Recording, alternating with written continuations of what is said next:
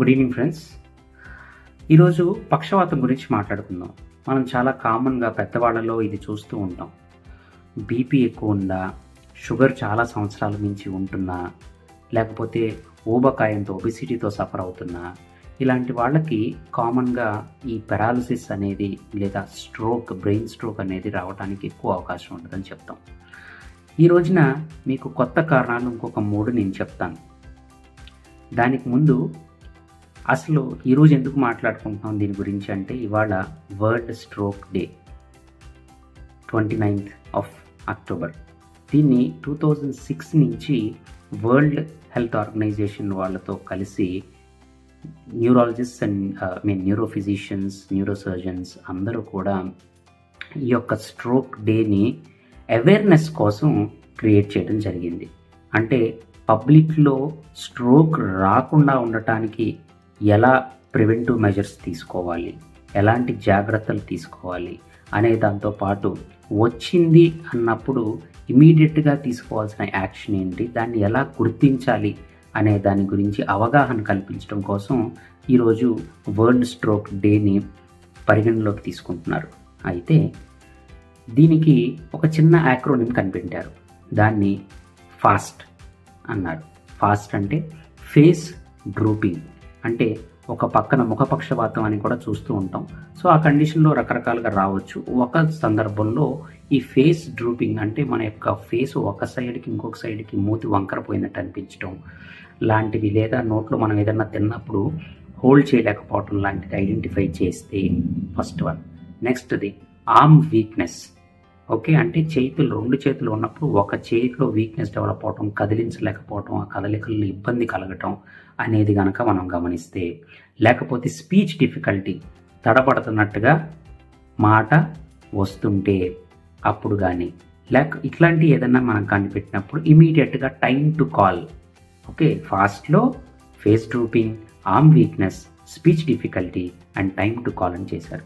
So కొత్తగా దీనికి మళ్ళీ బీ ఫాస్ట్ అనేది కూడా యాడ్ చేశారు. సో ఈ బీలో బీఈ అంటే బీ అంటే బ్యాలెన్స్ అని. సో మనకి ఏదైనా బ్యాలెన్స్ లాస్ అయినా, నడిచేటప్పుడు ఏదైనా ఇబ్బంది, బ్యాలెన్స్ ఇష్యూస్ వస్తున్నాయి, సరిగ్గా కదలేకపోతున్నాం, ప్రాపర్గా నడిచేటప్పుడు ఇబ్బంది కలుగుతుంది, నడకల్లో తడబడుతున్నారు అనుకున్నప్పుడు అలాంటి సందర్భం ఏదన్నా వచ్చినా, లేకపోతే ఈ అంటే ఐ మూమెంట్స్లో, అంటే ఐ యొక్క విజన్లో, ఫర్ ఎగ్జాంపుల్ బ్లర్డ్ విజన్ అంటే మసగ్గా కనపడటం, విజన్ ప్రాపర్గా లేకపోవటం, మసగ్గా కనపడటం, లేదా ఇద్దరిద్దరుగా రెండు వస్తువులుగా కనపడటం, లేదా ఇద్దరు మనుషులుగా కనపడటం, డబుల్ విజన్ అంటాం.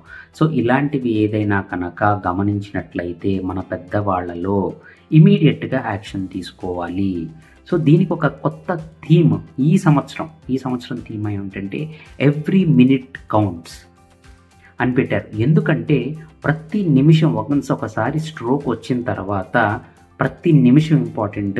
ఏం చెప్తుందంటే studies 2 million cells, brain cells చనిపోతాయి ఏంటండి ఎవ్రీ మినిట్కి. అంటే 20 లక్షల కణాలు మన యొక్క బ్రెయిన్ సెల్స్ డెత్కి గురవటం స్టార్ట్ అవుతుంది వన్స్ స్ట్రోక్ రాగానే. ఈ స్ట్రోక్ జనరల్గా 2 కారణాల వల్ల వస్తాయి. ఒకటి, బ్రెయిన్లో మన యొక్క వెజల్స్ ఏదైతే ఉన్నాయో, బ్లడ్ వెజల్స్ ఏదైతే ఉన్నాయో అవి దాంట్లో క్లాట్ లాంటివి, ఎథెరోస్క్లెరోటిక్ క్లాట్స్ లాంటివి ఫామ్ అవటం కానీ, లేకపోతే రెండో కారణం బ్లీడింగ్ జరగటం కానీ. ఓకే, సో ఈ 2 సందర్భాల్లో కూడా మనం బ్రెయిన్ స్ట్రోక్ అని చెప్తాం.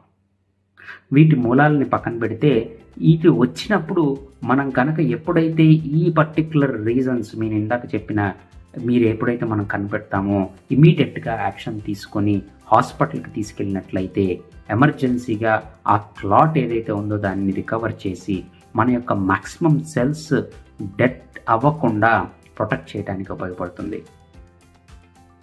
సో మనం ఈ బీ ఫాస్ట్తో పాటు యాక్చువల్గా హాస్పిటల్ సెటప్లో చేసే ఇంకొక స్కేల్ కూడా ఉంది.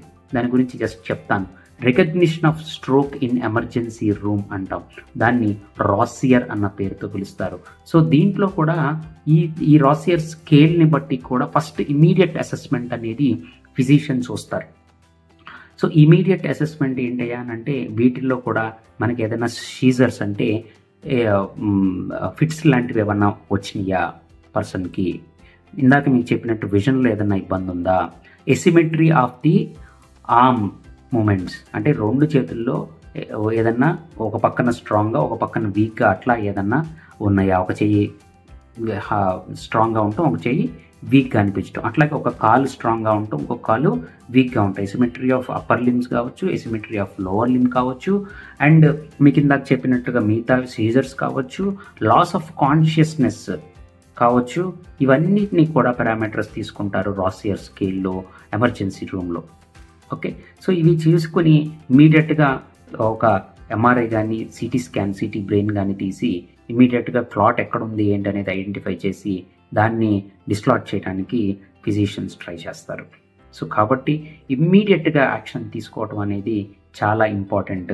ఈ అవేర్నెస్ కల్పించడానికి కోసమే ఈ రోజున వరల్డ్ స్ట్రోక్ డేగా పరిగణిస్తున్నారు. అయితే నేను ఇందాక మీకు చెప్పాను, ఇంకొక 3 రీజన్స్ కూడా మనము తెలుసుకొని ఉండాలి. Apart from diabetes, apart from hyper tension, apart from obesity. ఏంటవి అని అంటే chronic inflammation, metabolic imbalance, insulin resistance. So ఈ పదాలు కూడా వాటికి ఇంచుమించు దగ్గరగా ఉన్న, అంటే మనం చెప్పుకున్న హైపర్ టెన్షన్, డయాబెటీస్, ఒబేసిటీని కలిగించేవి కూడా ఇవే ఈ రోజున. And toxic load. సో ఎప్పుడైతే మనకి టాక్సిక్ లోడ్ మన బాడీలో ఉంటుందో, ఎప్పుడైతే ఇన్సులిన్ రెసిస్టెన్స్ ఎక్కువగా కలిగి ఉంటాయో మన సెల్స్, ఎప్పుడైతే మెటబాలిక్ ఇంబ్యాలెన్స్ ఉంటుందో, ఎప్పుడైతే మనకి క్రానిక్ ఇన్ఫ్లమేషన్ ఉంటుందో, సో ఇవి ఈ రీజన్స్ వల్ల కూడా స్ట్రోక్ రావడానికి ఎక్కువ అవకాశాలు ఉంటాయి. సో దీన్ని గమనించండి ఫ్రెండ్స్. దీని గురించి మరిన్ని డీటెయిల్స్, అలాగే స్ట్రోక్ వచ్చిన తర్వాత after the immediate emergency treatment అయిన తర్వాత ఇమీడియట్గా మనం రీహాబిలిటేషన్కి వెళ్ళవలసిన అవసరం ఉంటుంది. You know friends, this is the leading cause of, second leading cause of death around the globe, and the first leading cause of disability. So ఈ డిజబిలిటీని కనుక మనం ప్రివెంట్ చేయాలి అని అంటే ఖచ్చితంగా మంచి రిహాబిలిటేషన్ తీసుకోవాలి. సో రిహాబిలిటేషన్ ఎలా ఉపయోగపడుతుంది, రిహాబిలిటేషన్లో ఏం చేస్తారు, ఏ రకంగా రిహాబిలిటేషన్ అనేది హెల్ప్ అవుతుంది ఆ పర్టికులర్ పర్సన్ మళ్ళీ పూర్వస్థితికి రావటానికి, వాళ్ళ యొక్క రెగ్యులర్ యాక్టివిటీస్ చేసుకోగలగటానికి ఎలా ఉపయోగపడుతుంది ఒక మంచి రీహాబిలిటేషన్ అనే దాని గురించి మనం నెక్స్ట్ వీడియోలో తెలుసుకుందాం. So please stay tune friends. And ఈ ఇన్ఫర్మేషన్ని మీ యొక్క పెద్దవాళ్ళకి షేర్ చేయండి, సో దట్ ఎట్లాంటి ఎమర్జెన్సీ సిచ్యువేషన్స్ వచ్చినా ఇమ్మీడియట్గా బీ ఫాస్ట్ అనే దాన్ని ఇంప్లిమెంట్ చేసి వాళ్ళ యొక్క లైఫ్స్ని సేవ్ చేసిన వాళ్ళు అవుతారు. Thank you so much for watching this till the end, friends. See you in my next video.